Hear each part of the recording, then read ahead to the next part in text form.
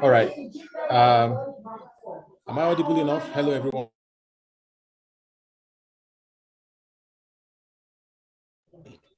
I think we can hear you, Abel. Okay. No, my audio was muted for a while, so I was wondering why that was. No. Okay. I only stopped recording to be recorded on this system so that I can upload it. That was what happened. Okay, beautiful. Okay. All right. So once again, welcome everyone. Today is the third day of the second half of the hackathon that we are having on Voyant and Spyral. And Professor Rockwell has been teaching Spyral since Monday, Tuesday.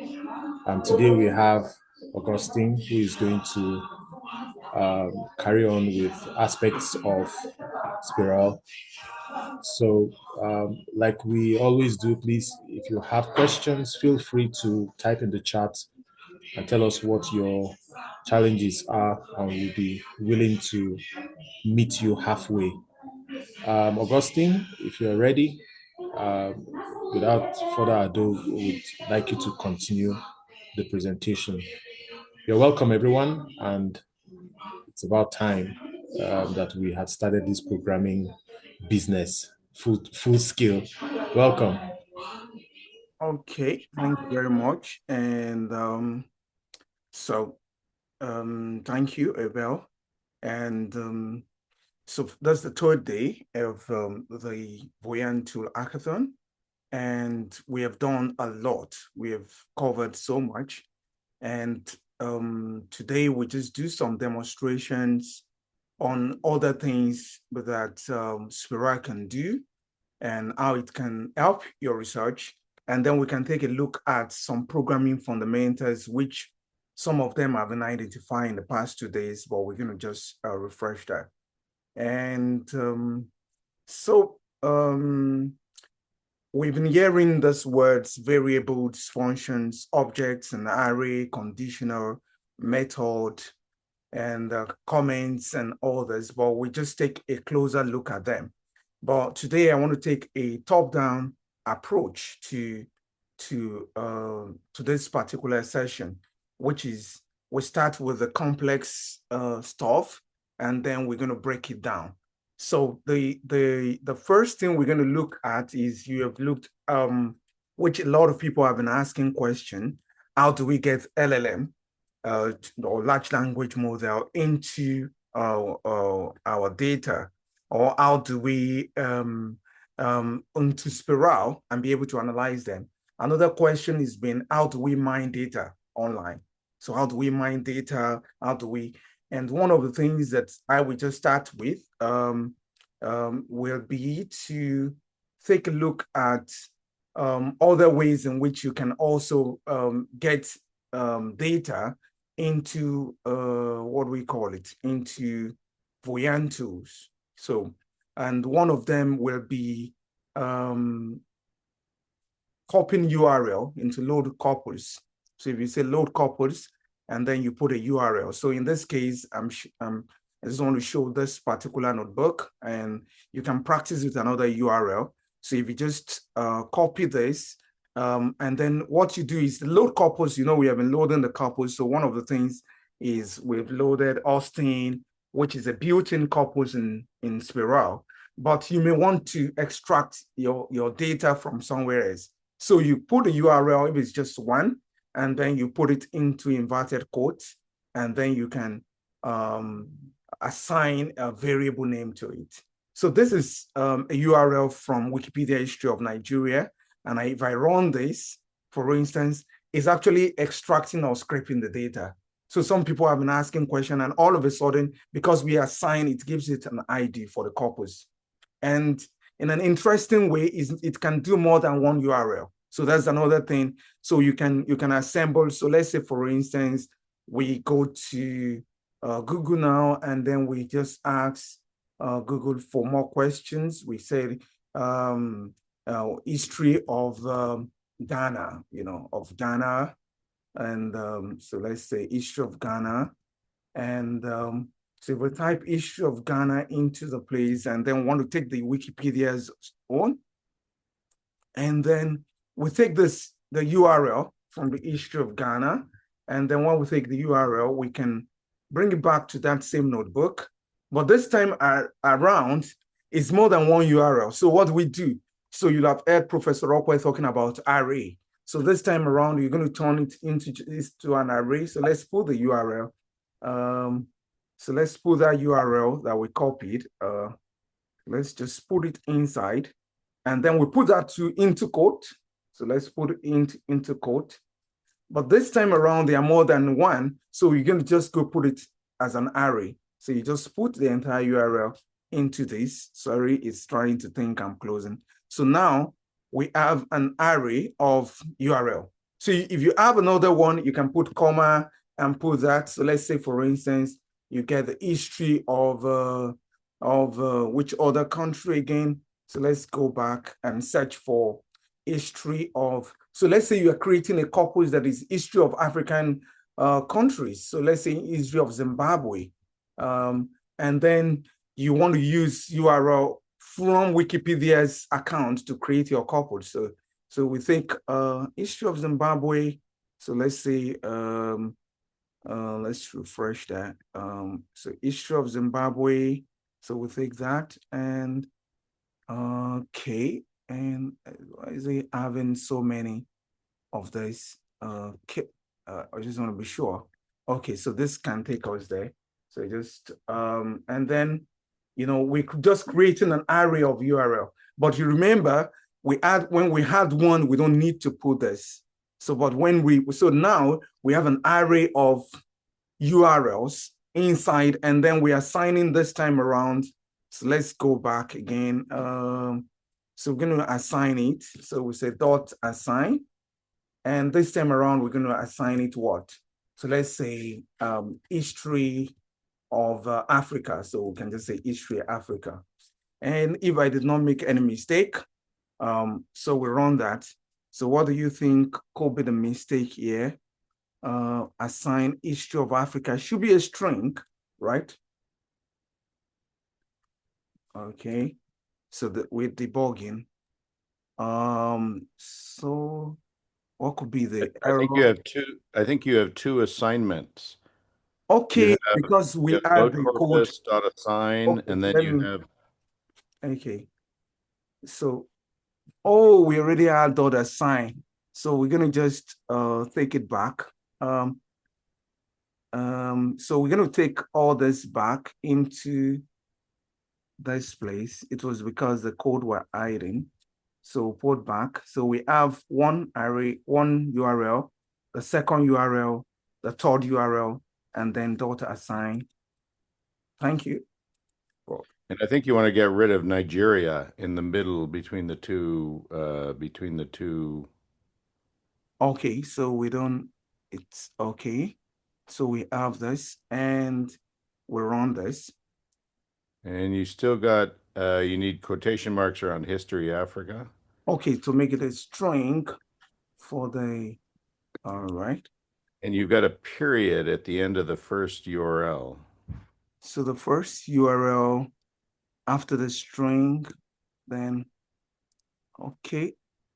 I'm thinking, if we say history of Africa, wikipedia.org, this looks like the URL. So let me just remove all this additional the URL gives.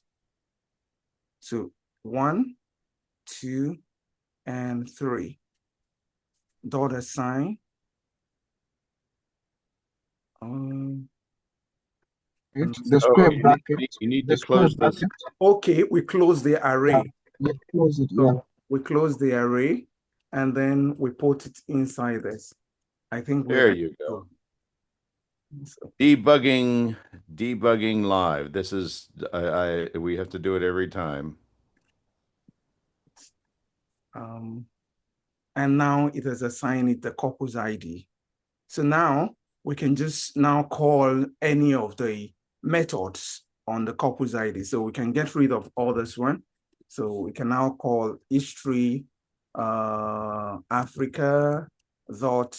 So we can say summary, and so then we can put this at the end. And now it gives us a summary of that. So what we've just done is we created a corpus directly, just right here from Spyral, and a corpus of 81,809 total words and 12. And one of the things we can do is we can see add more URLs to this. So which means you can build a corpus of more. So let's say, for instance, we are taking from the issue. So we have taken Zimbabwe. So let's say we take that of South Africa. So we say, so this is another way, like we've been talking about web scraping and all this other stuff. You can see Spyral is just doing that live for us. So let's go back and, okay, so this the URL is clean. And then this time around, we just put it there, right? And then we're good to go. We just run it again. That means we're adding to the corpus. So should I drop this in the chat, or if you're trying it, you can try it at the other end. But I would like if you can try it with a corpus you are building, because one of the major things that I got in the chat over the week is the fact that people are talking about they don't have corpus and all these things, web scrapping. But this is brilliant that Spyral is doing. So that is just one of the ways that we just identify of accessing data from the internet. And another way to access data from the internet or to develop your corpus is the LLM.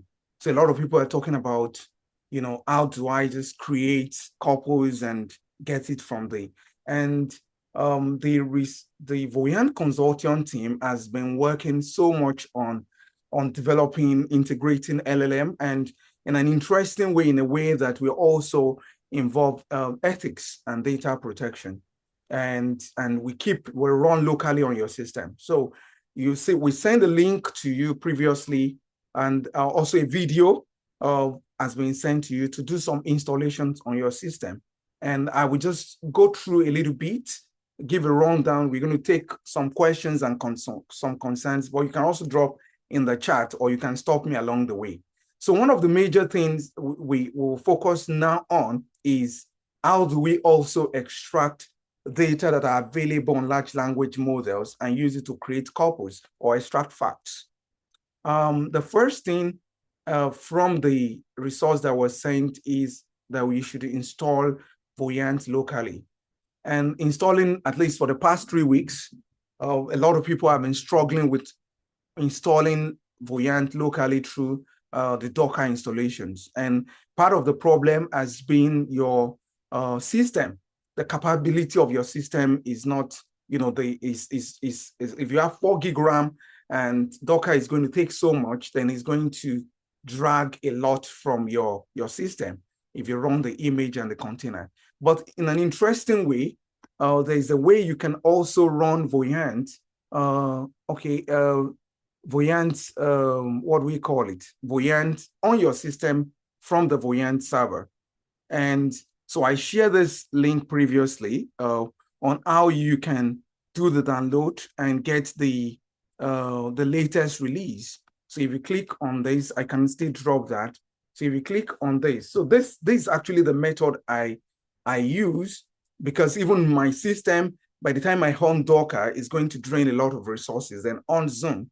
But you want to have it on your system. And the advantage of having Voyant on your system is, you see, sometimes when we run the button, it takes some time because all of us are eating the server at the same time. But if you run this very lightweight on your system, it works very fine. And so you don't need to do so much installation than to install your Java, you know, because Voyant was developed using Java. So, and I shared the link previously, but you can just click on, you can say download Java, depending on your system. So you can say download Java, you know, for Windows or for Mac. So I can just click on download Java, and then you see that same URL again, which I shared initially. And so we can still share it here. So the client, and then you don't need to do so much of registration, just download for your system. And so there's Java for Mac and all this stuff. So we can drop this. And I know some people have done it. I got some feedback, and also some people having issues with their Windows. So one thing is, if you're having issue with your Windows, you have to check the path that the installation is, so that the paths will be able to locate. But the thing is, we won't be able to do troubleshooting in a live session. And that's why we come an hour ahead, so that you can show us some of your concern. So when you have the Java and you install this, the next thing you're going to do is just go to your terminal, because you can just run that easily from your terminal. So I'm going to open my terminal, even though it's running, but I'm going to, so let me say, okay. So, okay. So let me enlarge this particular one. So this is it. So if this is the code you're going to run in your terminal to start, once you have done you have downloaded the folder, you unwrap the folder, as I've said, and then once you wrap it, you zip it, you can click on this particular, the voyant server.jar, but some people say they click on it and it's not working. So, but this worked for them. So I'll drop it in the chat. You just run this from the exact place where you have the folder. So if, for instance, now if I cd backward, so let me cd backward a little bit, so you can see that I'm in the Austin Fariola at Mac trash this. If I cd back again, so you realize that the folder where I put the folder is in Buoyant server master, but is located in Mac trash, because after the installation, I just put it because I don't want it to. So, and then I got it back from there. But it's simple. And if you follow the tutorial that I shared, then you'll be able to run this. Once you just have this, like, one of the things is this one, I'm running one already. So I can just share my terminal, and then you will see, okay, you will see it running. So let me see.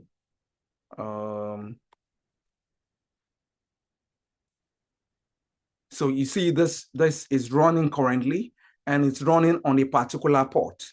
So after it has been run, and basically it's always running from your local host. So so if you type local host 127.800, so let me just backspace. So, or if you just type your local host, but the port that is running by default is just take this, except you are using the port already. So for those who say they have issues with the port locations and all this stuff, so what could be the problem is probably you're using your port 880, because I'm using my port 880. So it just take 8888. But mostly it runs on either port, what we call it, port 8080, But you don't even need to even do this at times, because when you click on that, the Voyant server jar, it automatically pulls up and start running, and you can watch that in the tutorial. So currently now you can see that I'm running the Voyant server locally, and this is right on the system, and everything that is basically on the one online is also here. So like now, if I'm running it online, it will be struggling with the internet, with the Zoom, or if your data is not very strong. So that's why it's highly recommended. So let's say, for instance, we just open one of the built-in couples. So let's say Austin, know that we have been. And then, as you know, how we move from here to Spyral through export, and then we export a new notebook. And here you have your Spyral running locally. But the other one that I also put in that tutorial, which has been sent for the past to the chat room since morning, is the fact that you need to also install Ollama. Now, Ollama, many of the participants here, you would have heard of Ollama, which is like ChatGPT that you're running, or Gemini, but it's a light model. but it's actually a large language model that can run on your system. And one of very easy to install. We'll put the installation process. So if you go to Ollama, as it was instructed in the guide that was given to you, you go there, let's go to, and then you download it on your system, and then you go to your terminal, and then you just confirm and type llamas to start, and then you have that running. But I added something to it, to the tutorial. And if you have a question when you did try your installation, you can ask me now. One of the things I added to it is, how do you confirm that it's running? Or you also want to use it for other things, other research. So there's the page assist, which I talk about, that you can use as an add-on in Google Chrome. So let's go to Google Chrome, and okay. So this is an add-on, page assist, which you can add from the Google Chrome store, and when you add it, it becomes something like one of your add-ons, and you just click on it, and it takes you there. But you have the models. Like for me now, I installed more than one Llama model. There are lots of models based on their sizes and whatever. So I have Llama 3.2, Mistral, and Llama 2. So you pick the one that you have here, and then you are running, LLM from your system. So if I ask it, for instance, if I say, do you know Professor Geoffrey Rockwell? And so let me ask, and it's going to, so it's running on my system, and it's going to take a lot of time. So you can see, you can see it knows Professor Rockwell. So which means the model it adds a lot of, it even knows a lot, like about Prof. I hope it's you. It's actually you. I think in the past, the first version of ChatGPT listed all sorts of books that I had not written, so it was quite complimentary. So let's see whether the model as advanced. So sometimes it's going to say, 2020, the date at which it was last updated, but it's a very light model. And then so list the books published by him. So one thing is we test the intelligence so that you actually know, is this enough for me to be able to use this to be fetching data and creating corpus? But again, making sense out of text, understanding human-computer interaction. So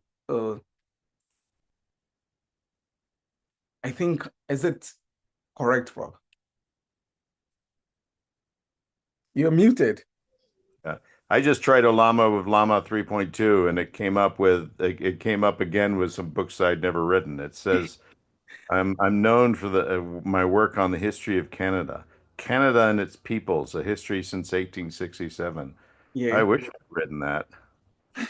So that's the reason why we're doing this, is to be able to show that if you're using it as your fact, you need to verify the fact. So even though we're going to say, like, for instance, when we extracted data from Wikipedia, right?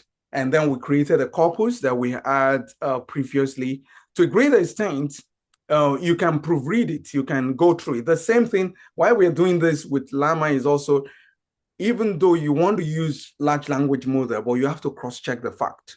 But we continue with today's exercise, and one of the things we're going to look at is to take a kind of a beginner's guide to open source LLM like Llama and with Spyral Notebook. And don't worry so much about all the codes that we're going to run. The codes are going to be there in the notebook. You don't need to have so much, but with time, you're going to get used to some of JavaScript as a programming language. And then you don't even need, as Prof said yesterday, that even AI can generate a lot of codes for you. So you don't need to, you can have an idea you want to execute and also come up with using AI to generate the code and try to run those JavaScript. But today, I will go through this particular beginner's guide to open source LLM with Spyral Notebook. And then one of the Voyant Consortium team members, Sean Liz, has also done a lot of stuff, works on this, and you can take a look at them later, and they are also unfolding, but this is you can use this as your entry. And at the end of the, when I run the code at the end, I'm going to now use it to also explain some of the JavaScript fundamentals, which you will be seeing anytime you are using and reusing codes. Any questions so far before we go into this? Any question? Are you trying out some things? Abel, do we have any question or some things you're also trying? Well, so far, I've not seen any question yet.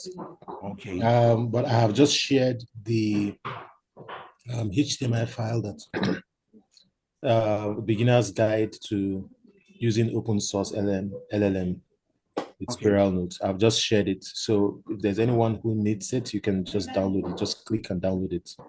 So you can have a copy of the file. I'm sure if there's any question, we'll see it in the chat. Like we said earlier, please feel free to ask your questions. If you get missing along the line, please let us know so that we can find you. All right. You can write on, Augustine. All right. So like you have checked your system and you have confirmed that your Llama is running, and then you confirm that your Voyant is running. Obviously, this is running because we are running it from below here. And the first thing is to connect two of them together. And that is what this first code is going to ensure. But you're going to take note of something.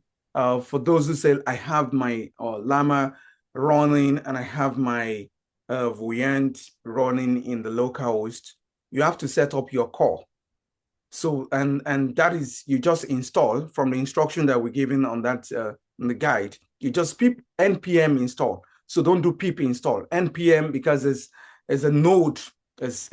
So, and what it's going to do, it's going to approve the connection as well as ensure that the pathway is not like connecting to all other ports, to secure the system. So like I said in that tutorial guide, that is like a police between and ensuring the interaction between the Llama and Spyral or running on your system. So if we run this, let's say we run this now, and then it tells you the modul's name. So what you have to do now is just run it if you're running locally. But if you're running this script on your system, you have to use an API. If you're running this system on a live Spyral notebook. So you have to use an API of another large language model that is not running locally on your system. So like you can use the OpenAI API or Gemini, but there are tutorials for that, which we're going to do. But for this particular one, it's highly encouraged to run your to run your Voyant locally. And that will solve a lot of problem people have been having with their corpus is rolling anytime they click on trend through and all this thing. So this is why I just said have it locally and have that. So now it gives us the model. And I will explain the code later. And then the next one is we're going to create a spot for the reply. Because one of the major things that we do is when you write prompt in, let's say, ChatGPT, you're going to write a prompt like, can you tell me about something? There are some kind of code that is in the backend that is already giving it like act like this, So it's like the system code, which is the prompt to be able to tell it how it's going to find it. But we have to construct that. But since we are using Spyral notebook, we also have to create where is it going to put whatever it creates, and how is it going to join it to this Spyral notebook. And that is what you have here. So you see the comments, just make it very simple what each line does. This is where a variable to put the result. This is one if in case it has not fetched it, you can put awaiting response. And then this one, it is where it's going to attach it to the DOM. So you don't need to worry about this. All you just need to do is just run it for now. And you will understand with time as you get used to JavaScript. Now, the next step is to ask your question. And so you take this, you run this particular one, and then it's going to give you a prompt where you're going to ask a question. So one of the questions that you want to ask is, I'm going to say, give an elaborate history of Nigeria. So let's just use that. And then, so it's going to repeat just to be able to be sure that we have assigned this particular questions that you're going to send to the LLM is now give an elaborate history on. And then step 4 is where we're going to now send our request. And then, most of you'll have heard, if you look at the modules that we have in the dashboard, in the ADH lab, you will see a particular module that is on data types. So we've talked about, we have been uploading .text, uploading XML that was shown yesterday, but JSON 2 is also a data type, which you will get used to because most of the exchange online, for instance, across APM, sometimes it comes back as a JSON file. And one of the things we want to do is to build the request object to send to Ollama. And then we're going to have it like you see window.api request JSON, and then you're going to explain that later. But what you just need to do, for instance, is to run it. And the main code, which is the step 5, this is actually where it's going to now make the request. And then don't be overwhelmed by the code. It's just the main instructions that is just passed. And you can hide it if you don't want to see it. Just run it if you don't want to understand. But I will just go a little bit and just say the steps that it put. The first thing is to ensure an output element exists. Then the helper is going to create a function. So you're going to ask me later on what is the meaning of a function. And those are part of the fundamentals we're going to look at later on. So it creates a function that is going to collect the Ollama output, right? And then there is also a variable which you call the raw name, right? So what is a variable? We have been talking about a variable. So you realize the other time when we created a corpus with the links that we got on the internet, we assign. So when you see .assign, that we always have load corpus .assign, whatever you put inside, is realize that the assigning is given a variable which is a placeholder. We go deeper into that. And then it sends the question that we have created. And after sending the question, it extracts the reply. And when you get the reply, so that we won't have it scattered all over the place, it cleans it up, and then it gives it, arrange it. So that one just do the cleaning. And in case it doesn't get a reply, what is it going to do? So it's going to catch some error and give us the error message. And when we run this, so let's run this again, since it knows the question. So let's run it. And now, part of the thing that is also built there is we can name the corpus directly from this code. So we can just give it a name, history Nigeria, because that was what we prompted. And so that we assign it a corpus name that it has created. And it's running it, trying to help us to gather the data that is needed to create a corpus for history of Nigeria. You can type any other thing into it. And so let's see what it's going to have at the end of the day. As I said, when we did the other questioning, testing the Ollama, we need to go through it and say, oh, okay, hope is not given the history of another country, but I'm sure it's going to, that's just something it can easily fetch out. And this is running on my system. So it's taking some time, and it's almost done. It's done. So it has fetched it. And you will notice that the text content is larger, or is more than normal thing that sometimes some large language model will output. So that's one of the major things that you can control it in the code end. Like how much do you want it to fetch, and then have a large data. And you remember, we save it as Nigerian history. I really want to be sure of what I assign it as. Is it capital N? Is it short letter N? But if I didn't get it right, then it's going to come up with error. But now, History of Nigeria. history of Nigeria is what I save it as. Yes. We're going to confirm that now. So now we now start using, we don't need to write code again. We just start using the normal built-in methods that are in Spyral. So now, hooray, we don't need to write code. So one of the things you can do is, once you just create your corpus, you can now start the analysis. And so I said, maybe it's Nigerian history or Nigerian history or Nigeria. So let me start with, I think I'm gonna put Nigerian history like this, right? So let's start. Now, you notice where is the corpus here? You know, corpus.tool, we have created a corpus, but this is the corpus. And we're using show. Show is a function in Spyral. For those who are computer scientists, you have console.log, which is the normal JavaScript for printing out a result. But what we have in Spyral is just show. And you remember that we tied whatever output that LLM generates, we tied it to the DOM. The DOM is this particular page, which is, so we say the window, and then the history, Nigerian history .2. And this time around, we're using the corpus time, you know, one of the tools. And then we put the parameters. Professor Rockwell shared this yesterday. So for those who were here yesterday, and I put an alternative that you can use, but you don't need that. You just, this is okay for you.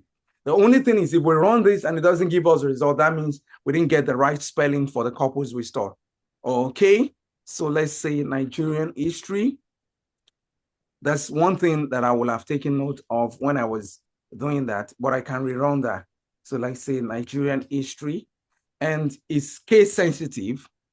And when you save a variable, make sure you know the name.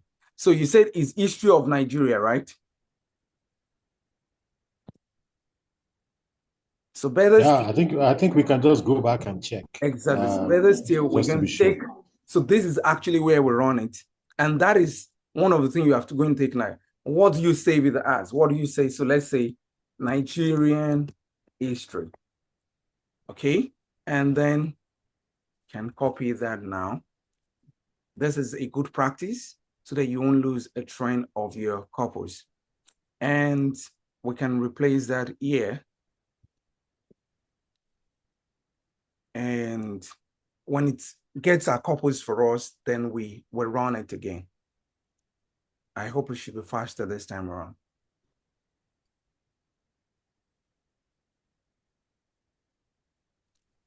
So this will save us from saying you have generated a content from, what do we call it? You have generated a content from large language model and you are bringing it in. You know, you can also do that. You can also do that. But the advantage this one has is you can, you know, join as many as possible text that has been generated, just the way we did an array for the link. And then you can, so this time around, so if we take it, the right corpus, undefined Nigerian history.2. So we're going to troubleshoot. The object is not identified.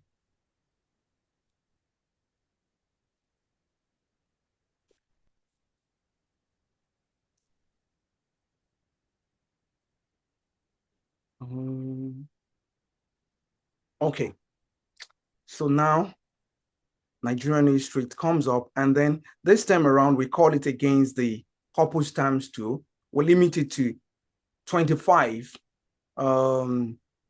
terms that are, and then we sort it and in the descending order. And then you can see the significant and layer. This is coming from the sentiment analysis that was mentioned yesterday.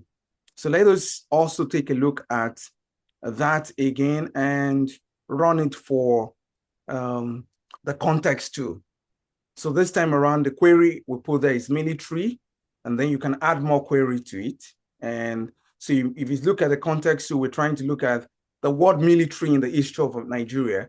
Where does it feature in that corpus? So you can see in this year, they experienced coup and coup and coup. There are a lot of coup d'etat in the history of Nigeria. So you can see that coming up. And then we can run this to check for the, what do we call it? To check for, so you see this time around is giving me that error again. So it has to be with what's is capital H and capital N for the corpus we created. And then we run it. So this is for collocate 2. And then you can see that when you can also do this not just with this particular corpus, but also with the other corpus to reflect on, to look at the text, to explore the text. And then, so you see the collocates, and collocates means like when we did Voyant 2, the words that associated together. Obviously, in the corpus, you see president is always attached to Buhari, president days. In Nigeria, they don't call these leaders by name, so they always attach. So even the corpus has that. And then we have, we ensure that we have the right corpus, and then we check the train too. And so you see now that we don't have, the only thing that took a lot of time was the extraction of the text and creating your corpus. And I hope this is going to solve a lot of problems that some people are having with regards to how do I use LLM to extract data online. You can also do that again for this, for the topic tools. And why I personally, I prefer using Spyral instead of using Voyant tool interface directly. If I'm going to share this with my team members, or I'm going to give a presentation or on the text analysis of history of Nigeria or history of African countries. So let's say, for instance, the corpus that I created, extracted directly, has to be like, I just gave it to get. The prompt is get, let's say, thousands of words or 10,000s of words for history of each African countries, bring it together to make a compilation of the history of Africa as a corpus, and then you want to start doing the analysis. Another thing is you can also still go back to this other prompt. So that is, I number the cells. So you can go back to cell 5 and run it again and create another corpus. But you have to create a question in the previous cell. So you create the question, and still the variable for Nigerian history is still staying. So it's going to remember it is stored, and then you can be able to bring in as much as possible variables that are there. And this might be a little bit advanced for some people, but it's going to pilot us to exploring JavaScript programming language that we have in Spyral. Some of them that are also adapted, like I talk about console.log in JavaScript, which is show in Spyral. So we're going to take a look at that in the next few minutes if there are no questions. And then when you understand those JavaScript fundamentals, if you go to the tutorial, any of the so let's go to the tutorial. Any of the scripts that you see, you'll be able to know what the person who developed the script have done and how you can adapt it to your own research. So let's say let's go online and go to Voyant to, not info. Info takes you to the other side, to the consortium, but .org, and then we type Spyral. Now, okay, it says, do I want to leave? Let me save this. Okay, before I leave, so that I will know it's safe. Oh, because I'm running locally, no problem. I can just, it's a voyant2.org/Spyral. And here we are. You remember where Prof showed you yesterday, you get the tutorials. And so let's right click on it and tells it to open in a new tab. And So here you will see that you have a lot of resources that people have done. The team, the Voyant consortium team have done. And how do you understand what is there? You know, to be able to adapt it to your own research. That's where we're going. The first way to be able to adapt that will be for you to understand JavaScript fundamental. And I will go straight into the PowerPoint prepared for those JavaScript fundamental. We start with variables. Am I moving too fast? Any question or concern? So far, I haven't seen any yet. I have just Okay. typed in the chat. In case anybody has any question, they are free to ask. Okay. I'm looking at how much time we have, so I know that that's why you are speeding up, but it's okay. fine. Okay. Yeah, So but I can see Professor Rockwell's hand is up. So okay. yeah, Yeah, Prof, please I go was just ahead. wondering if you could show us how to take the results that you got and just load a corpus in the regular way, so you could end up with my corpus instead of show window and so on. Okay. Okay. So another way is so from the notebook that you have, if I understand, if we copy this results, right, Prof? Yeah. Okay, so if we copy this result and you want to, which is like copying whatever LLM has also generated, and then you want to go to the Voyant that is running. So let's go to the Voyant that is running online. So you go and the Spyral. So you go Voyant to .org/Spyral. And how do you get this into the text? First thing I do is I first of all clean up my notebook. You have been taught this on the first day. So I give it a title, exploring the history of Nigeria, for instance. And I say my name, okay. And you know all this. And we'll leave it at that. And then you save your metadata. So there. And so when you come here, you can load data, you know, through this way by adding text.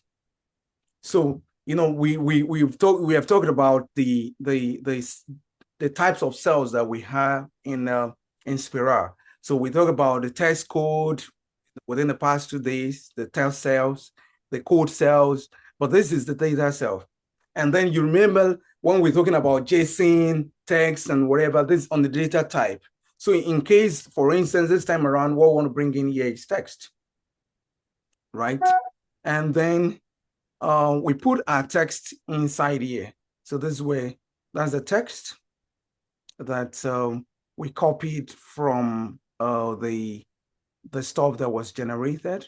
And the caption is blocking my screen, so just give me a minute. I want to remove the caption. Where do we have the caption on the?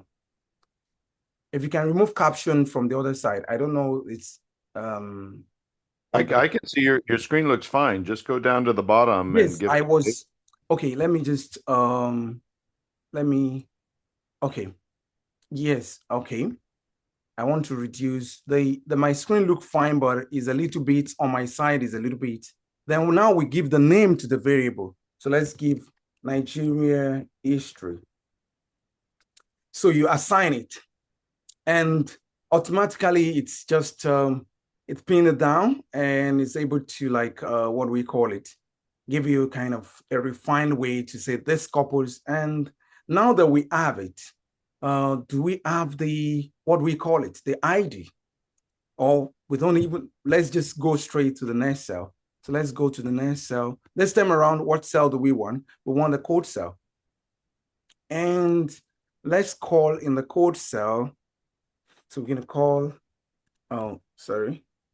Nigerian, is it Nigerian history? We use, I think you can just type load corpus. okay, so Nigerian Parentheses history. Nigerian history, whatever you named the variable, and it'll no Load small L. corpus. You got to start with a small L. Then we can say Nigerian history. And Yeah, then you don't want it in quotation marks because it's a variable. Okay. And you want to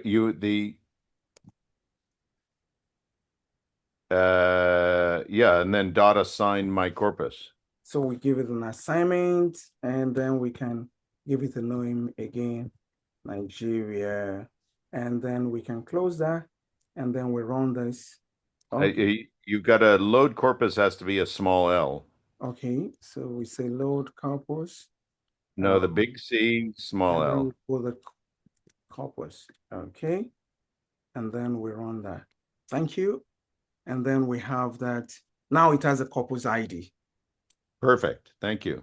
You're welcome. And you should be able to do that right in your original notebook too. When you get the results from the model, you should be able to pipe them to a variable and then load them to a corpus.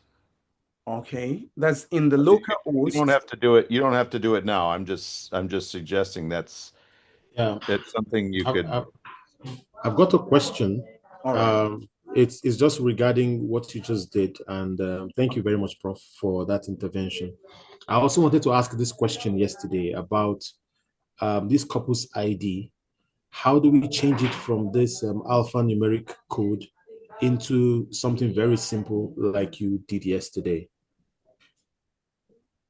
So you see the line right above it that says load corpus Nigerian history dot assign dot Nigeria. Yes. So from here on in, he can use Nigeria as the name of the object. He doesn't have to use the full thing. He can just say Nigeria dot tool blah blah blah.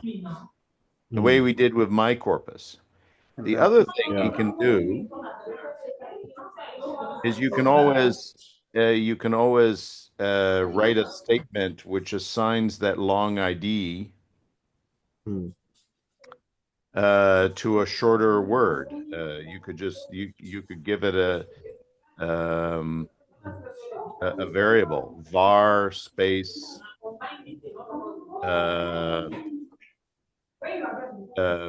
my corpus ID and equals and then the long number. So it's a sort of standard thing. You can always assign a variable. You can always assign some content to a variable. So you just take that long ID and assign it to whatever you want, and then you can use it. Okay. There is another way. Right within Spyral, you can load a corpus ID. But I can show that to you later. Yeah. Okay, thank you very much. And then we can just have a recap of that to also. So what we did here again was to say this time around what LLM generated, we copied it as a text, and we used, for the first time, we used this as data. So you can also experiment later with other forms, tables and other stuffs, and get that into, and then when we got that into, we assign this, but we still need to get a corpus ID and then give it a simpler name so that we won't be using this corpus ID. So we give it Nigeria straight away, and then we can call other methods against it, Cyrus or any other tool. You can always change that to it. So we can just, let's say we just look for another tool and say context or something like that. And then we run it and it's going to give us that. Okay, so let's go back to where we're coming from, which is to understand some of these codes that we have been running. And I'll be going back and forth between the slide and coming to do demonstration. And basically, if we have errors, we debug. And if there are issues, the developer, Professor Rockwell, who is a co-developer of Buoyant and Spyral, is here. So we are covered. So variables. What we just did now is to assign a variable called Nigeria.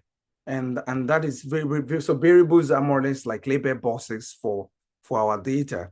And then you will realize that apart from at the onset where we say load corpus, and then we put whatever we want, whether URL or text or a file or built-in corpus, there are other ways in which we also assign variables. And one of them would be when we are talking about, let's say, charts. And I will go back to the buoyant, and then we can take a look at, let's say we take a look at one of this tutorial script that is here, and take a look at which ways do they use corpus, use variables. So let's click on this one and open it up. So this one is a tutorial created to show bar chart. And then we just want to take a look at ways in which you think that they have assigned things variable. And we have to do it together. So what is the variable assigned here? Is there any variable here? Do you see anything like variable? You can unmute yourself or drop it in the chat. Or we can go to the method we used to do. We can do name calling. But we just want anybody who knows the answers can come up. So if we say load corpus Shakespeare, we put the Shakespeare. Obviously, Shakespeare is built-in corpus there. And then we say document.assign, and then we say document, and we get this. So what do you think is going on? Which one is the variable? If you see any variable here, notify me. 1, 2 variable. Abel? Yeah. Do you see any variable here? In the charts, I see Joseph Kunuji is saying Shakespeare. Okay, Shakespeare. You want to explain a little bit why you think Shakespeare is a variable, Joseph? Yeah, I think Shakespeare is a variable because it brings together the works that Shakespeare wrote. So okay. It's like a catch-all term for all the works. That's the way I understand it. You can let me know if that's accurate or not. No, you're correct, because when we call Shakespeare, for instance, let's say we go to the Voyant tool, and then we say we open a new cell. So we open a new cell, and then we call Shakespeare. Let's say, for instance, now we say load corpus, and then we say Shakespeare, right? And then we say dot assign, and then we put in bracket, we say Shakespeare. Now, Shakespeare is a corpus that is built into Voyant, just like Austin that we run. But now that we want to use it in our own sheet, we're giving it a name. So let's say we just give it Shakes, right? And then we close this. Now, this time around, we have just created a variable. But Shakespeare is a corpus. Now, a variable is like a box. So what happened is that we tap from the store where the Shakespeare corpus is on the Voyant server, and then we give it a name. And then this name that we have assigned means that box, we have packed all of Shakespeare's corpus into it. Then we can now then we can now say Shakes dot, tool, right? And then we can say, let's say Cyrus, and we can close that with this, and then we can run it. This time around, you realize that we have brought it's not a Shakespeare corpus, but it is the box that we have put it inside. And that is what variables mean basically in programming. So it's a stakeholder, you pipe things into it. So this time around, the variable here is the Shakes, but we can change it. So we can change it to let's say we just say Joseph Shakes. And you remember the other time when we're creating the other corpus from LLM, we save it with Nigerian history. That's also a kind of a variable. So if, for instance, we run this again, and then if we run Shakes, it's not going to be like, what is Shakes? I don't know that one again, because we have changed the variable. So if we say Joseph Shakes, it's understand it. So you can use your own word, but if people are programmers or people are talking, this is what variable is all about. A box. You store things and then you call it back anytime. Any question on variable? Because what I'm trying to do is just a simple way we can understand this programming concepts. Any question on variables? Do we all know variable again? So I'm going to, at the end, I'm going to call other people's name and ask within a code, a notebook that you're not familiar with, and ask, do you see a variable here, or do you see a function, or do you see anything? So let's move to the next concept, programming concept. So you can see there are other variables.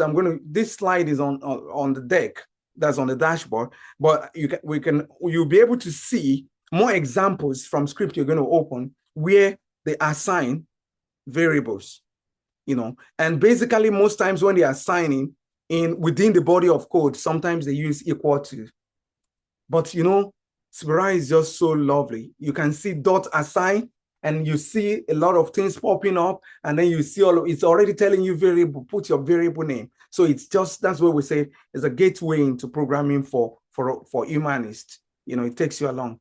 Operator. So operator, they use that a lot in programming, and you will have heard of operator if you are a computer scientist or other thing, but sometimes when you're using Voyant, you might find out where we start using operator, which is more or less like assigning something. But in a simple way, let's just also do a simple way to say what operator. Does somebody want to help us with what operator is before we do a demonstration? Operator, you have done some programming. What are the operators in programming that you know? Anybody that can? Okay, so equal to, sometimes plus, these are operators, minus, but the ones you'll be seeing in some of the script is the equal to. So let me just go to, and then you can also practice that. So let's say, for instance, now we say fruits. We say in Spyral, you can write JavaScript. So let's say we say variable, so which is like we want to declare a variable, and then we say var. So variable, and then we say the name is fruits. And then we say equal to, right? So which is more or less, this is an operator. And then we want to have, let's say, a corpus or a kind of a thing where we have fruit. And then we have this, which is an array. We want to put as many as possible fruit. And then what are the fruits that we want to put? Orange, mango, what are they? They are strings. So we can say orange, and you remember string, so far within the past 2 days, string are always put in quote. And if you put a variable in quote, it's not going to work, which I did the other time, and it did not work. So orange, mango, and then we can put more fruits, pears, and then basically you close us with this, and then you run it. So it's going to say, yeah, it's going to write this. We're used to that. And then now you said variable, you have a fruit variable, and it understands it. But this variable, just like the other variable we did the other time, can we call it too? Yes. And can we print what is inside? Just as we brought out what was inside the corpus of Shakespeare. So let's ask for another code cell and say in Spyral, we say show, which is interesting. Console.log is what they use in JavaScript, which is not explanatory. And this time around, we just say fruits, and we close it, and then we run it. So you can see it has given us, and it's also explaining some of these concepts. So it's explaining, so it's giving us an array, because what we created was an array of fruits that we have put inside what we call it. We put inside a variable called fruits. You're going to see this when you run, for instance, let's say you run an exercise from here, let's say using pie chart, for instance. So if you see the pie chart, you'll see some of the codes that are written here. So you see arrays, and you see it's displaying. So when you take a look at the code, you see array, and where was the array declared? If you take a look, go back into the code, you realize that the user created a tap into a corpus that is built into Voyant, assign it the word corpus, it's noted, and then create a variable. And from the corpus, the person is extracting all the pronouns from the corpus, and then assigning it to name of categories. So you can see the what we call the operator come into play. And when it has done that, it received that, and let's say, for instance, it give it the name, and because it's storing string, it has to store them as an array. You remember the other note too we shared when we started, where we declared the URLs,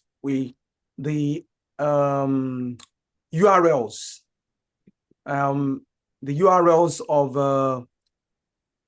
of corpus that I want to create. So let's say, for instance, you remember that when we add just one object, which is a string, when we bring in other objects, we made it to be an array. Prof also mentioned array 2 yesterday. So you can see, so an array, you see how well. And when we created it, if you look at, for instance, if you open this, you will see that if you open it, you see that we have each of those URL in inverted comma as strings, and then being brought together inside this particular one. This is the array here. So let's bring it down and break it a little bit. So this is the array here, and this is the variable. So do we understand the concept of variable and array? And we move to object, because these are things you'll be seeing. And as instructor, you're going to show your notebook to your students, and they're going to be seeing all this and ask the question, what are all those things? So that's why you make the effort to just understand. When you understand them, you have a basic understanding of programming fundamentals. You can apply that in Python, not just in JavaScript. Any question or concern about array and variables and operator? So I'm going to call name now. So Joseph Ikechukwu, do you mind telling us your understanding of these 3 concepts that we have just discussed? Can you just shed light or explain in your own word how you understand this? So Joseph Ikechukwu.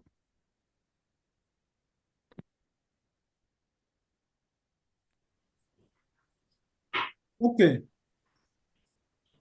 For array, as you explained, is just like a container. Then, based on what we are having there, I don't know if you close it. Then, for operators, you use the equality sign as the assignment operator, which we use to assign the content into the container or the memory space called the variable. Then the content also. So that's what I understand from what you just did. Though I can't see your screen again to. No, thank you very much. All right. You've actually explained it in a good way. Thank you. So I'm happy that at least we're following. If you have questions, you can drop in the chat. Now, all those things you see, we have, like when we started, you realize that sometimes when we start struggling with this inverted, braces, brackets, and what we call it, and braces, bracket, and what do they call this? Parentheses. Yeah, parentheses. So we have the parentheses, the curly braces, and the square bracket. You see it everywhere. And it could be so confusing, and you can start having issues around it. But when you understand what you are doing and what it stands for, it's going to help us. So if you take a look at, you can open any of the script notebooks that we have used. It could be the one we used on Monday, Tuesday, or today. You can open any of them and take a look at wherever you have this, what are they referring to? Most times you see when we have this, sometimes we're referring to maybe a method, you know, so you see method comes in. And then when we have this, which is the curly braces, is for object. So many things, it's like it wraps many things at the end of the day, right? So that's the way I'm going to put it. And then you're going to see it. And then you already know this. This is for array. An array is when you have more than just one element or one particular parameter. It could be also carry parameters. So let's look at where this has often been used within the code. And one of the things we're going to do is we go back to Voyant. And so we go back. And so we take any of the notebook that, so let's look for, let's go to the tutorial again. But you can open anyone, but I will keep going to the tutorial because I want you to get used to playing or taking a look at some of those things that are here. Because when people ask questions, you know, they don't realize the thing has been done and you can explore. So let's take a look at some of this tutorial, and then we take an example that was given yesterday. So we can take one of the projects that Professor Rockwell shared yesterday. So we can take Bridging the Divide project, or we can take the Japanese game, or COVID discourse. So let's take COVID discourse. And I can drop that in the chat. Okay, COVID discourse.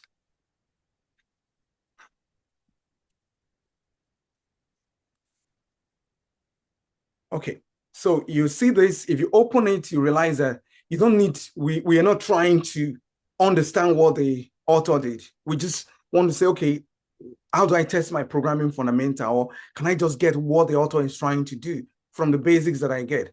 Now, the description is there about the project and what it meant to do and that, but let's go to the code. Now, what do you think from your understanding of assignments, understanding of variable, understanding, what do you think the author is doing here? So that everyone will be carried along and participate. So I'm going to just call name because is Ubuntu. So Reggie, do you care to talk to this? What from the concept? We don't ask you to give us elaborate. If you can help us with from the 3 concepts or 4 that we have learned, and what do you think the author is doing here in this code? Reggie Moore. I think is assigning variables to those corpus IDs that because they are in alpha. I think they are in alpha. They are using alphanumeric. Yeah. So you're correct. So what the author had is a series of corpus that the person has created, and then got the ID. So you know you have your corpus. You remember some people send some things to me and say, I'm working on this corpus. I say, send the ID to me. The ID is always the last, like this entire thing to, the ID is always the last digit there. So let's look at one of the stuff, let's just go to Voyant. I know some people know where their IDs are, and then voyant2.org. So let's say you are creating a corpus from afresh, and So you have so many files you want to work on, but you want to just upload, let's say, one of them so that you'll be able to identify them. And then let's open one of the built-in corpus. I hope I'm not running. So let's open Austin Nova and let's open it here in Voyant, right? And when you open it in Voyant, which I'm saying like any corpus you have, if you come to the URL, the upper part of it, you can see your corpus ID there. But let me go back and let's use let's create a fresh corpus on our own. So let's say so Voyant 2. So I have, so let's upload, and we upload text, and this time around, let me just upload a corpus. Let me look for anything that can be of interest or any text. So I upload all comments. All comments dot. Okay, so Augustine, can we just take a short break so that people can type in the chat if they are following the discussion? You can just type in the chat and tell us you are following by saying I'm following. Okay. Let's know that we are. Let's take 2 minutes break and actually, you can, yeah. 2 yeah. minutes break. I'll be Please off. just I'll come back. type in the chat and say that I'm following. That'll be kind so that we know that we are consuming. Abel, I wanted to say that the code that Augustine was showing in that COVID discourse was exactly what you were asking about, where basically Yeah. I took the long corpus ID, which is hard to manipulate, and I used a statement. I'm gonna share and just show that to you again. So you see here, so I have this project, I have many corpora. So for each one of the corpora, I've got the ID and then I give it a variable name. So Hinshaw weeks, Hinshaw months. So this is just all the press briefings from our chief health officer of Alberta, divided into weeks and divided into months. And then I can manipulate them below without having to type the long ID. And I think that's one of the things you were asking about, Abel. Exactly. Yes. Yes. Because I know the codes can be somewhat confusing, but if you have a name that is easier to remember, you can use that while you're giving prompts or you're trying to get Yeah. And you can see in a information real project, as you so in go. this Yeah. project, we gathered all the briefings from this was about COVID, how COVID was being dealt with in Alberta, all the briefings from the chief medical officer, all the briefings from the premier, who was Jason Kenney. Then we were also gathering Twitter. And then what I have is I have some comparison corpora. So here's a corpus which is comparing Twitter, Hinshaw, and Kenney. So I have one document for each one of those instead of dividing it up into months or something like that. So you can see how I've made many different corpora that allow me to look at different things in this project. Sure. Excellent. Yeah. And I should say Thank the you. word var is short for variable. Oh, okay. If you use the word var, then it may ensures that the variable Hinshaw weeks can be used anywhere else in the notebook. If you don't use the word var, you run the risk that it's only kept locally, so it only works in that cell. Nice. Because sometimes you want to reuse a variable name in different cells, but you're going to do different things with it. So you can control the scope of the variable. Anyway, that's a more advanced issue. I'm going to say goodbye to everybody. I need to prepare for another meeting, but thank you, Augustine, for for this fabulous introduction to getting LLMs working with Spyral, and I look forward to tomorrow. All right. See you Oh, later thank you tomorrow. very much, Prof. All right. Thank you. Thank Yeah, you, so Prof. Augustine, So from yeah, we where have we people following. Yeah, go okay. ahead. So from where we stopped, one of the things that asked was if you have so many, so let's say for instance, now you have so many couples you have created, and then you assign them variable names. So like the example that Prof was talking about, you see so many couples that they want to work on at the same time. But I was trying to show you where you can get your, what we call it, your couples ID. So what we did was like, let's say there's a couples. If you go to the URL of any couples, you will realize that this one, we say couples equal to, with this assignment, this is now their ID of your couples.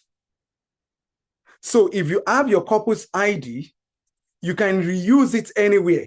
So let's say, for instance, now you have 50 books by a work by 50 authors. So you can just, when you copy, for instance, when you go to back to your Spyral, right? And then you can create each of them. So let's say you are comparing the work of 50 authors, and then you already put their work into Voyant, you got their ID. What do? You start assigning them a name. So this one is this one is that. And that is tying the knowledge that we just declared about the variable, giving it a name, assigning it, and creating it. And after, like, for instance, now this is an elaborate project that he did, but you're able to understand, as Reggie Moore said, that the first thing he did was to all the sources of his data. So these ones are from Kenny, this one is from Twitter, this one is from Twitter, and this one is this, and then they are bringing it together, and then they want to be able to identify them. You know, instead of having all the strings, they gave it a name that they can understand. And now this takes us to those three things that I say you always meet, right? The, what we call it, the parentheses, curly braces, and square bracket. You always meet it. And then when you understand it, it's not going to confuse you, and you'll be like a pro in JavaScript or any script that you see. Let's say, for instance, now you take this project, like somebody who's doing a comparative analysis or whatever, you just take this project and edit it. Just edit it to your own taste to fit your corpus. The only thing you are changing is you are changing your what? Your variables, your corpus ID, and you are assigning it to what you want to assign it to. You get your explanatory, you take the one you want to take. So now, from the variable that is assigned, is like, you remember when Dr. Joseph Kunuji was talking the other time, talking about the container, variable as the container. So it's like the Shakespeare corpus was loaded into the name that was given. So the entire corpus was loaded into Ensure Week, right? And then Ensure Month, the entire corpus was loaded into Ensure Month. The entire corpus here was loaded into this. And then you just call them against the two. But you remember that when we talk about this particular, for the parentheses, I tell you that it's used to call back variables, is used to call back methods. So if you look at, if we break this code into pieces now, let's break it into pieces. The first thing that this parenthesis is bringing, what is it bringing? It's bringing the corpus, right? And then inside, it has finished its own part. So that's one of the things. But the next one is the dot tool. Dot tool is what? Is a method. We have always been talking about, it's one of the basic method that causing is like, you know, you don't want to see lines of code. So there are built-in lines of code that are just stored and you can call as tool, a tool method. The method contains more functions. Scatter plot is a function. So if, for instance, if we remove the scatter plot now, and then we remove this particular one, okay, so let's bring, and then we just put inverted quote, you can see more other functions that are built in here. Functions are codes too. So instead of you, like when we started, you notice that we have lines of codes. But instead of us having lines of code, those things have been embedded. So instead of so when you call phrases, for instance, so let's say we call phrases now. So we put it into inverted comma because it's inside the tool method. And then you see this tool method, everything inside it still contained inside this parenthesis. So this parenthesis and this parenthesis, they close each other, and you can see it's green. So when you start editing it, one of the things that people do in reusing code is in editing, if they don't understand the parentheses, the braces, and then the bracket, it confuses them. So when you now see, the configuration, we go inside what? Inside the curly braces. So that's where we have, and then we call it what? Object. So if you see from year to year, so from year to year, what we have inside, the object that contains the configuration. This is just to configure what the phrase tool that we have called, which is part of the tool method, as many other functions that are inside. What we now try to do is, how will it look like when we call it, when it comes? What color do you want it to have? What label do you want to identify? What do you want the width to be? And one of the major things is, if you want to reuse code, once you understand that the configurations are always inside the braces, you can open any of those practices and apply and use anybody's configuration for phrases too, for whatever you are doing, instead of you writing, but you get used to it. And then you realize that inside an object is always what we say, the key and the values. So, so inside this configuration, we have, which is an object, we have keys. Limit is a key. So what should be the limit of the number of words that the scatter plot should have? 50.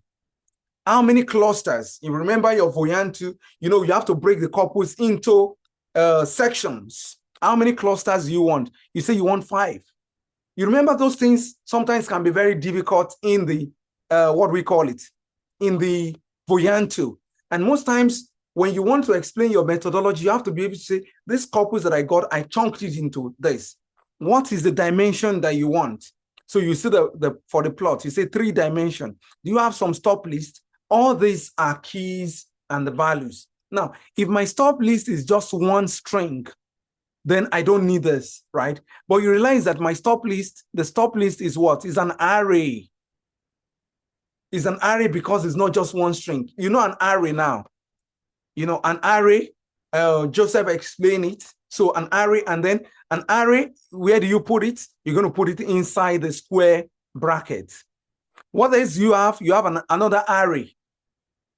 So if you go back in time now, you realize that within the tool, calling on a tool, which is like phrases, everything is just inside what? Is inside a parenthesis. And after the parenthesis, the configuration will be what? An object. It will be inside that parenthesis. If inside an object, you have configurations that are more than one, what do? You put them inside an array. So to summarize, you have a method, an object, and what? And an array. Any question? Or you can show that you understand a little bit by by saying it in your word to make this interactive, so that it won't be as if I'm talking to myself. Anybody want to take a lead on that, on just what we have explained? Because you're going to see this. If you go down again, you're going to see that again. If you go down, you're going to see that. You're going to see those 3 things. And if you want to reuse code, you're able to know, oh, this is what I'm doing here. This is what I'm doing there.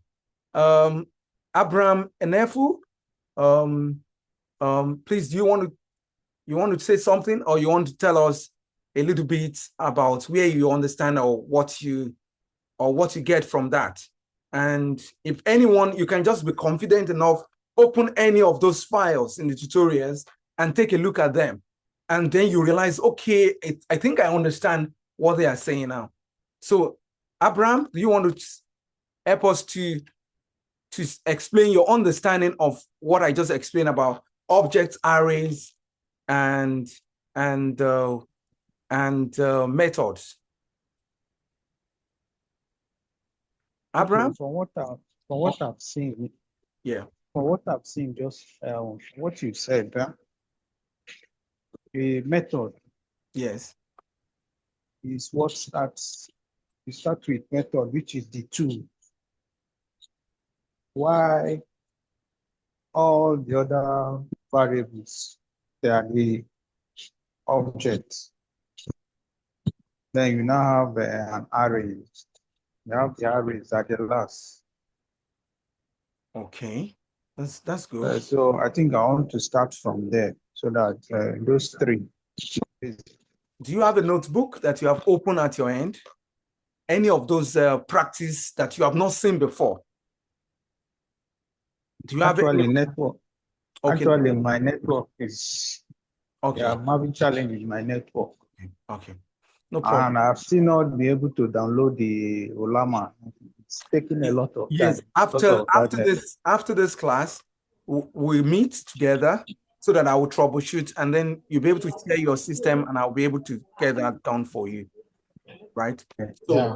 But for yeah, now, I also want to say very quickly that it's good that we are recording this session, because from what I see from Abraham's comments, people will have the opportunity to still go over this, maybe at a slower pace, to practice what they're saying. Yeah. So that's fine. Okay. Yeah, so no problems. We can just fire on, and okay. I don't know how much time we have left, but yes, I'm sure it's enough time. We'll just fire on, because at the end of today's session, the goal is that you're able to grab those basic fundamentals, and I will just scan through the rest, and you can go through it. But the reason why I'm calling on people is also the fact that sometimes when you want to open this thing back, it's scary. And sometimes you be like, my God, oh my God, this. But if you demystify it from now, because one major thing is, for me, I'm not a computer science person, but I will tell you that one of the greatest things that they make about programming is they make it look more or less like it's complex, but it's the simplest thing that you could ever do. It's very simple. But the first thing you have to tell yourself is demystify it. And that's one of the major goals of today's session, is to show you, we started with something that looks very complex with a lot of code and that performs something. But at the end of the day, you will realize that the bedrock of it is just very simple things like assigning things to things using equal to, bringing some things together as parameters, as array, putting all of them together as objects. And that is one of the major things I want to arrive at. And, the recording we are having is basically shared inward. So you realize that nobody can have the URL. We share the URL as unlisted. So which means whatever we are doing here is among us. Even when we share the video link is, so one of the major things we can do here is self-expression. And so when calling people, it is not out of like it is just for the sake of helping you to demystify it. So let's proceed.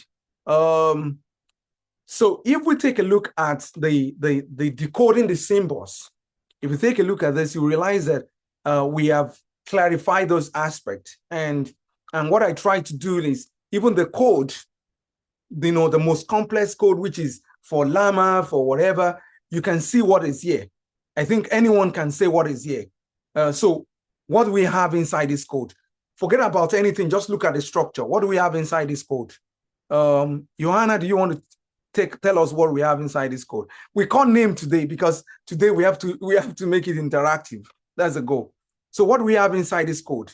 The symbols that you have, the syntax, what do they signify? Go ahead, Johanna. I'm not seeing the slide. Okay, yes. Let me do from the current slide. Can you see the slide now? Not yet. Okay. So let me call another person. It's just to reinforce what we have just discussed. Dr. Mulika, do you want to help from what we have discussed? Don't worry about other things that is going on. What do you get from this particular code? What do you think it's saying from the syntax?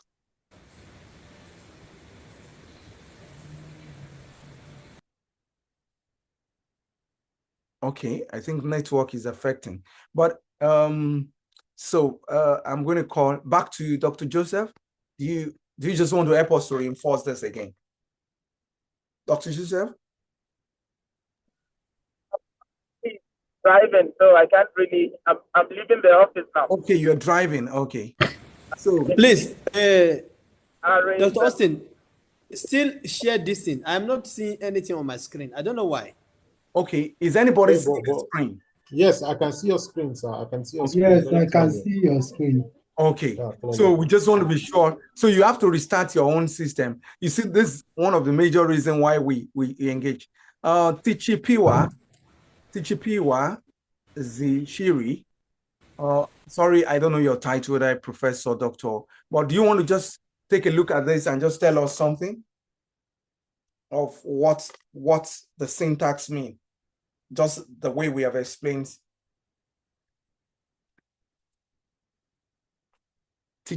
Teacher Pure.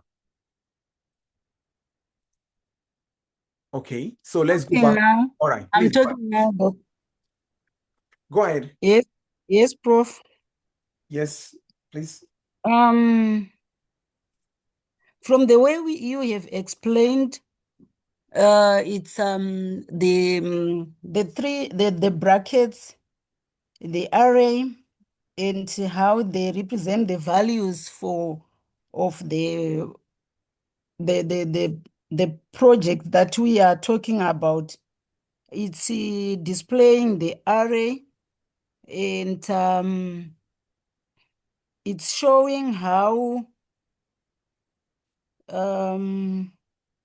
we can use the different brackets in explaining the parentheses in an array. Good. I don't know if and you capture it. You know, this is actually, and then the array is inside what? Is inside an what? An object. in object, yes. An object used to have keys and values. So that object, how many keys does it have? It has model. And what is the value of model? Llama 3.2. It has message. What is the value of message? An array containing role, users, and content. That is, just explain it. You have just spoken like a computer scientist. So very good. And then another aspect, thank you very much. I must thank you for that. Another aspect, let me ask, do you know programming before? If I may ask, so that do you know programming before? Not really. I'm just working on it, reading and so forth. And this is brilliant. You just, so which means I must tell you now that you have a programming skill. So just deeper and take a look at it more. You can see it's simple what they are coding. So when we have this kind of slash, which you see, you're welcome.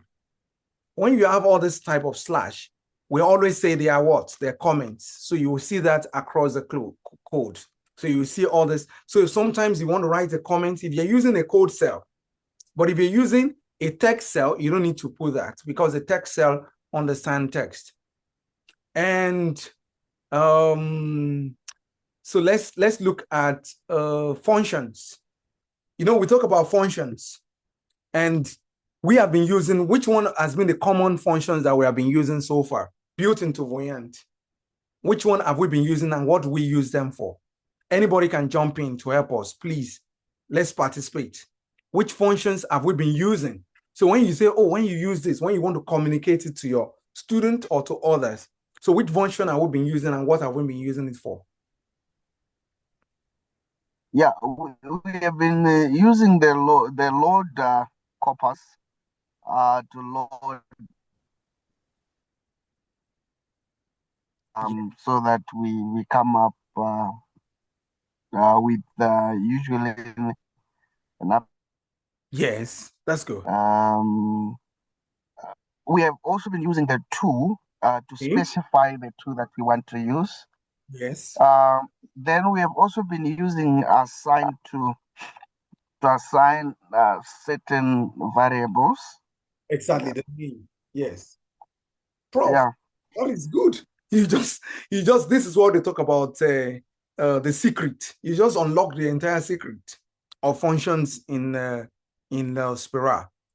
And the whole thing is when you talk about it, you say we've been using load corpus, which is a function. And that is when people say, what is this load corpus? Load corpus is a function. What is a function? A function is a reusable box of codes, right? So if you see the function that is load corpus, it's a lot of lines of code. But because it has been written and kept somewhere, it can be reused. And you are going to experience it later on when you start doing other works. So there are some other functions that we have not been using, but you will see it in those notebooks, like chart, like table, get entities. Get entities is for name entity recognition. Table, we're going to use that function to bring in table into our, most of your data, it could be YouTube, it could be Facebook data that you have collated. You don't want to jam it together as a text, but you want to bring it into Voyant. It could be charts you want to generate. These are also functions. And why are we using Spyral instead of using other notebook or writing it ourselves? Why do you think? Can somebody answer the question? Why do you think we are using the Spyral notebook?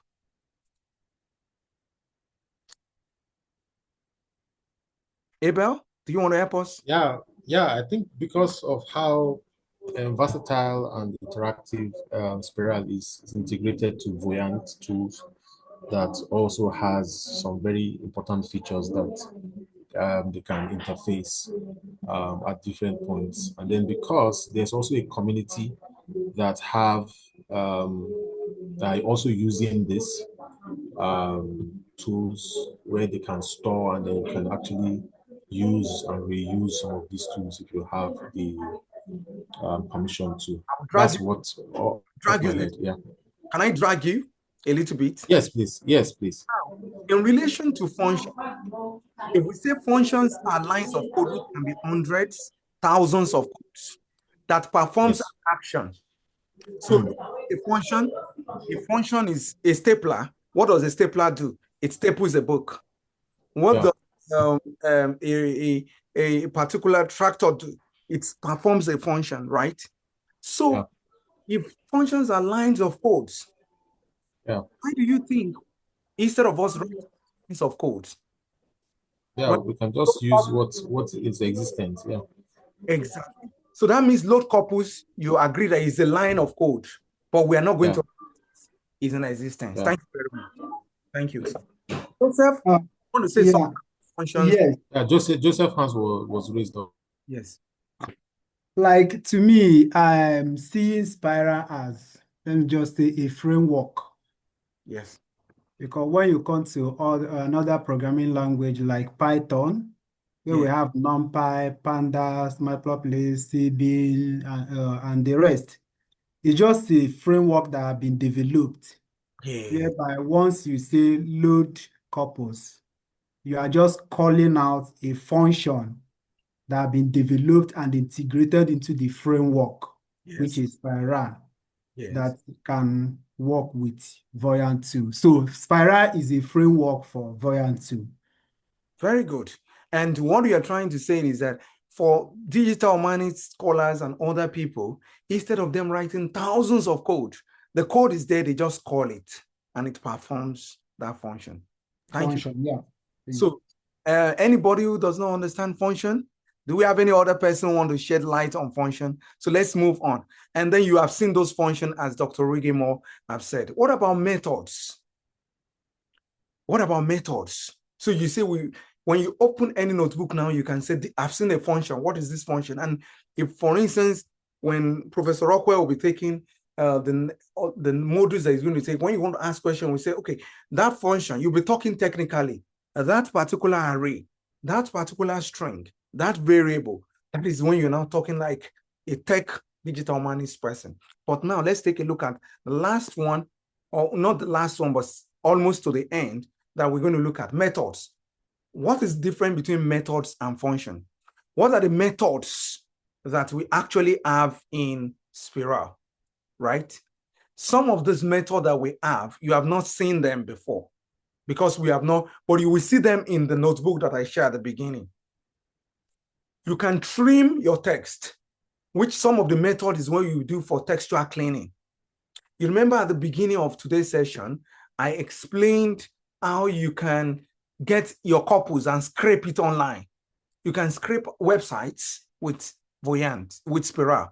But when you scrape them, you need to clean it up too.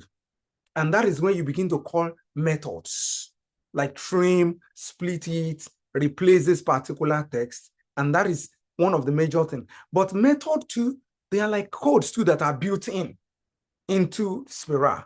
You don't need to write them again. But why don't we call them function? What makes method different from function?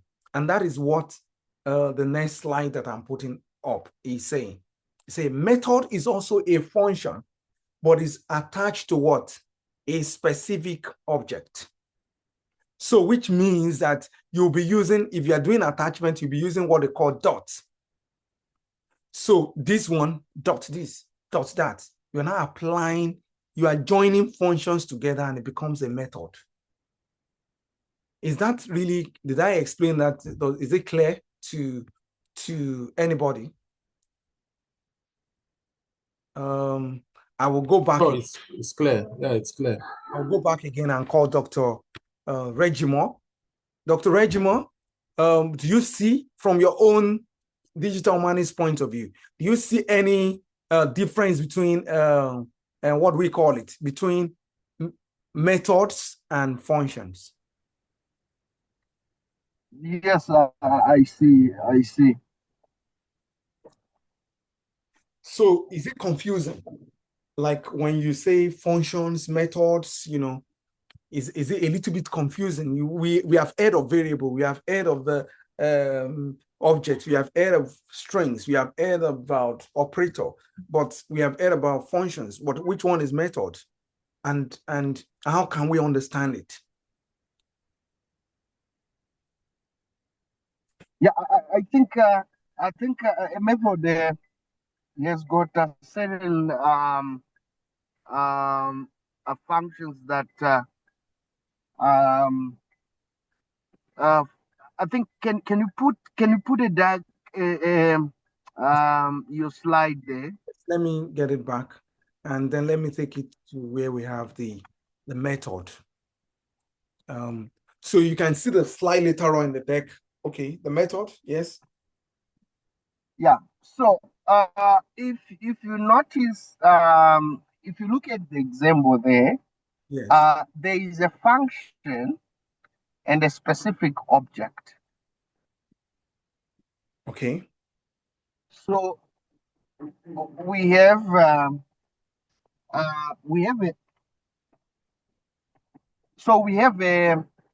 a function attached to an object there. Yes. So for example, you have an example of my phone dot co. Yes.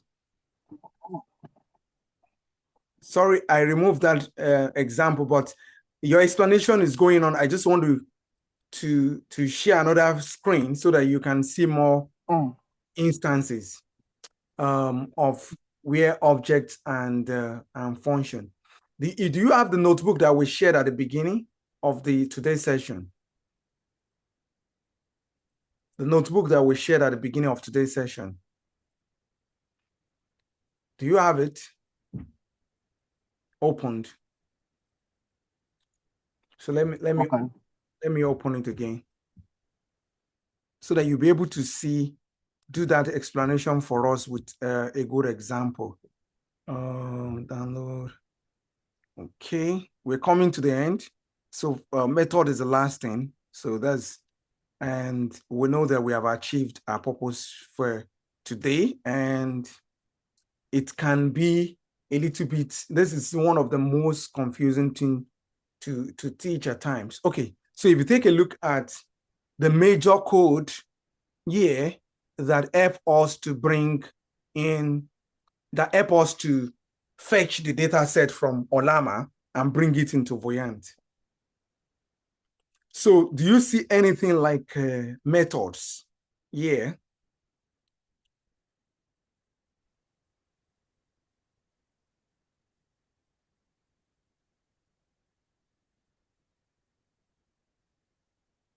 Do you see anything like method?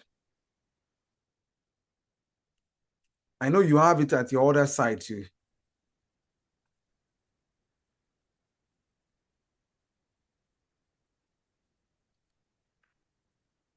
So you see, the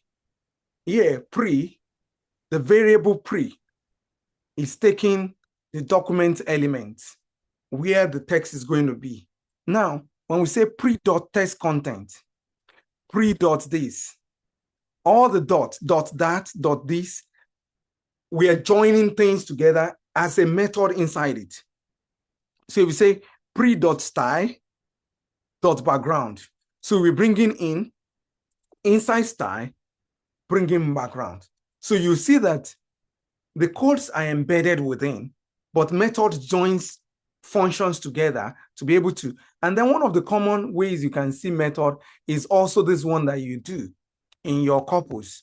So let's say a normal corpus that we're loading. So let's go to one of those places where we load corpus.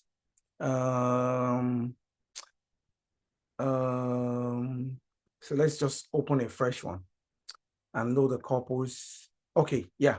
So let's look at this and take it to Spyral. Do you notice that there's a dot here? You remember you said assign is a what?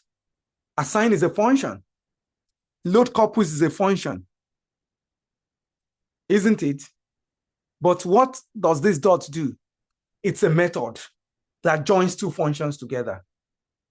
Does that make you to re-explain what you explained before? Does that shed light to you a little bit, Prof? Reggie Moore?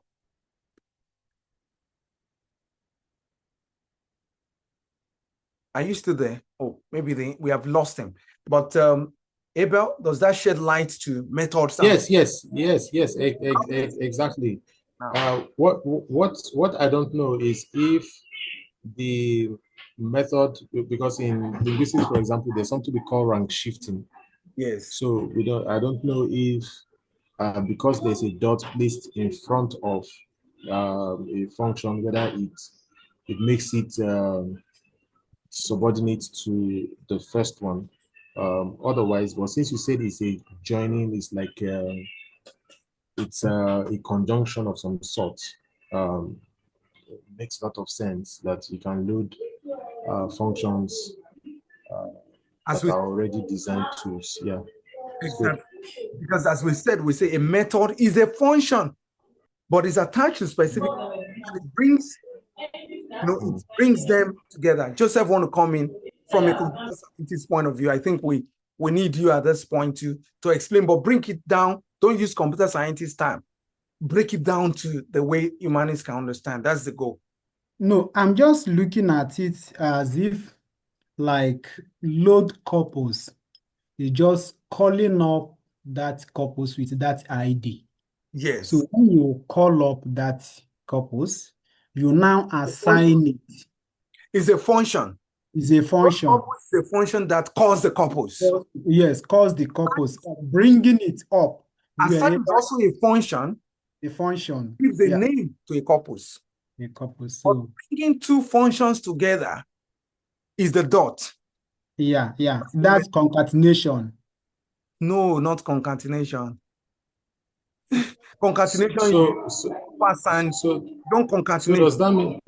So does that mean that you can actually call that my corpus another name, and it still suffices, and you can use it all through the project as you go on. For example, you can assign this particular couples, for example, these codes now. Yes. You can call it another name, and then going forward, you can continue to call that name as your data.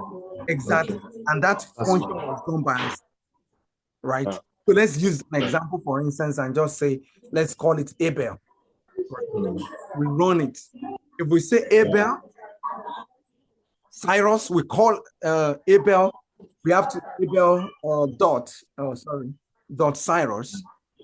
If we run this, Abel, then let's now say Abel dot call the two dot tool. We have to call dot tool. You can see some of those things I've been saying, they're already written here. So you can see what we are going to bring in here is a string, which is Cyrus, right? It's configured as an object for its configuration, and it's going to use a promise. So if you say, even if we just, one of the best ways, you can just put upper quote and it will bring all possible. If we say dot context, and then we run it, it gives you straight. And that helps you, like you see, you remember we had a collections of African novus corpus that the ID were sorted out. Imagine somebody want to do, instead of you loading so many things and whatever, you can now say, this is Chino Achebe, this is this person, this is it. And within your notebook, you are operating with more than 50 corpus. Because you will just be doing what? You'll be calling what you have assigned them as. And I think this calls for the end of today's session. It is a very tough one, and you were able to just to the end, and you were with me. Augustine, yes. Augustine, I missed a bit some part of your explanation on method because my network had started acting out. So I changed the position where I was. Okay. So where I am now is now stable. Let's quickly explain that because we need to close. Give me a summary. We need to close on the method. So let's quickly explain that. Abel, do you want to take that? Explain what you understand by method now.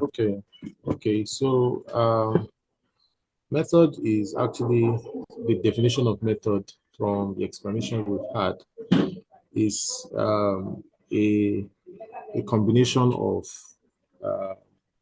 objects and functions in a particular string, as it were.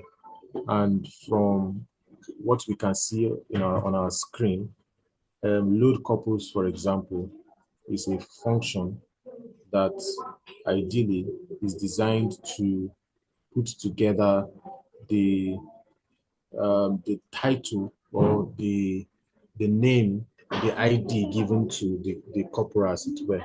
So for it to be easier for us to manipulate and call up at all times, we assign the code, the alphanumeric code that is so lengthy, we give it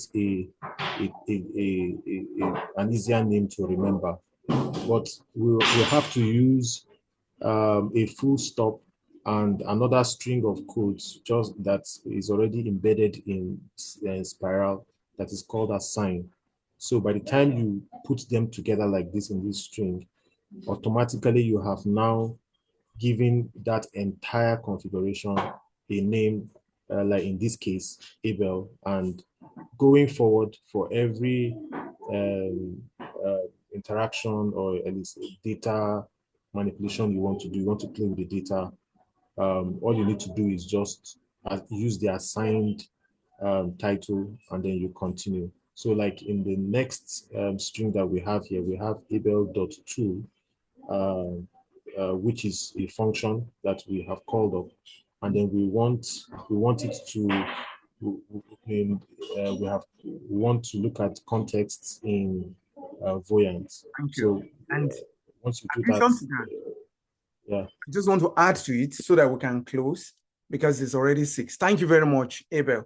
Addition to that is the fact that load couples is a function, as you have said, Regimo. What does load couples do? It brings the couples wherever it is. A couples you have created is somewhere. You just bring the ID.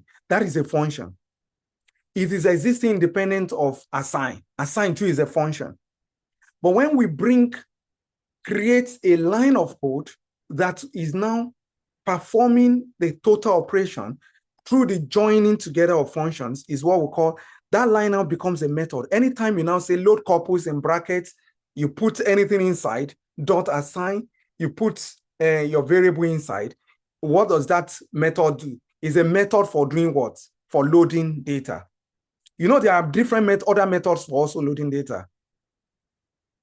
What are the other methods for loading data that we have learned so far? We learned the URL method of loading data.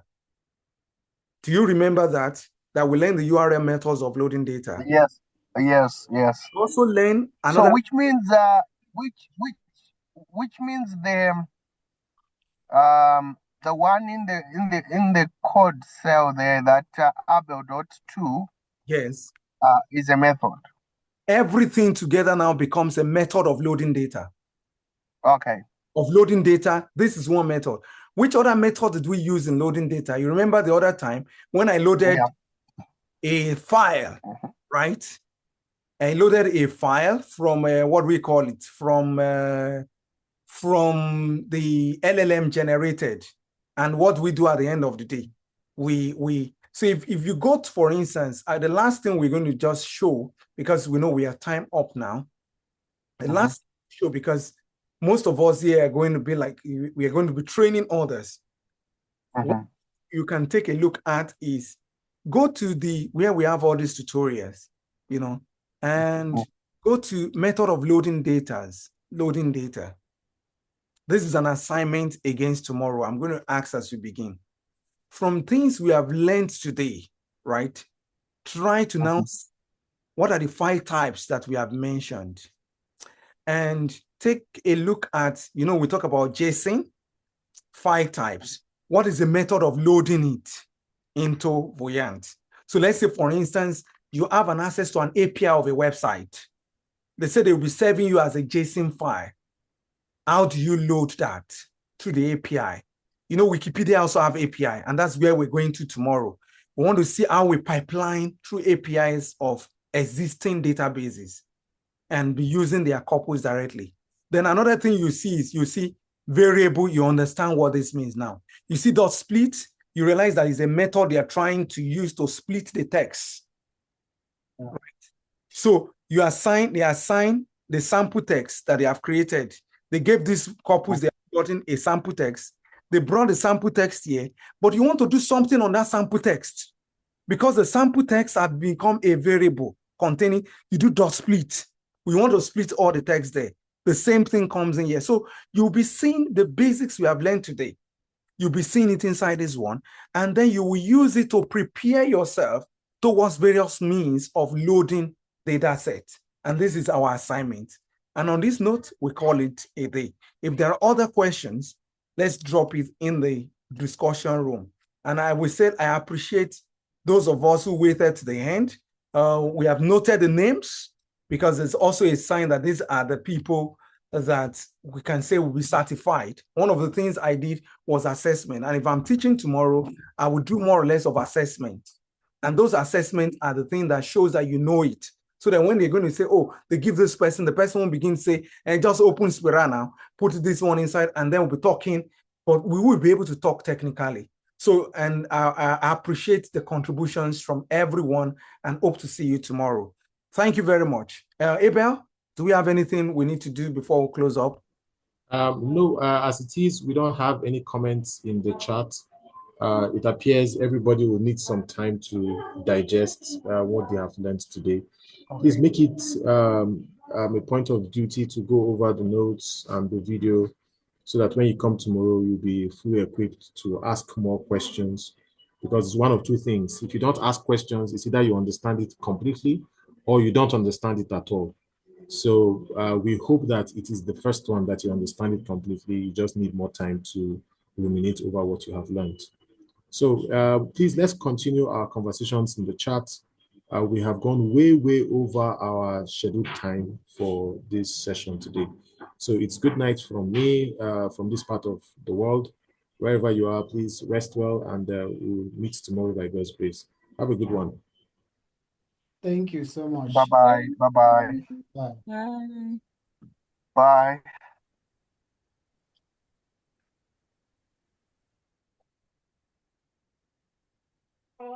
Bye.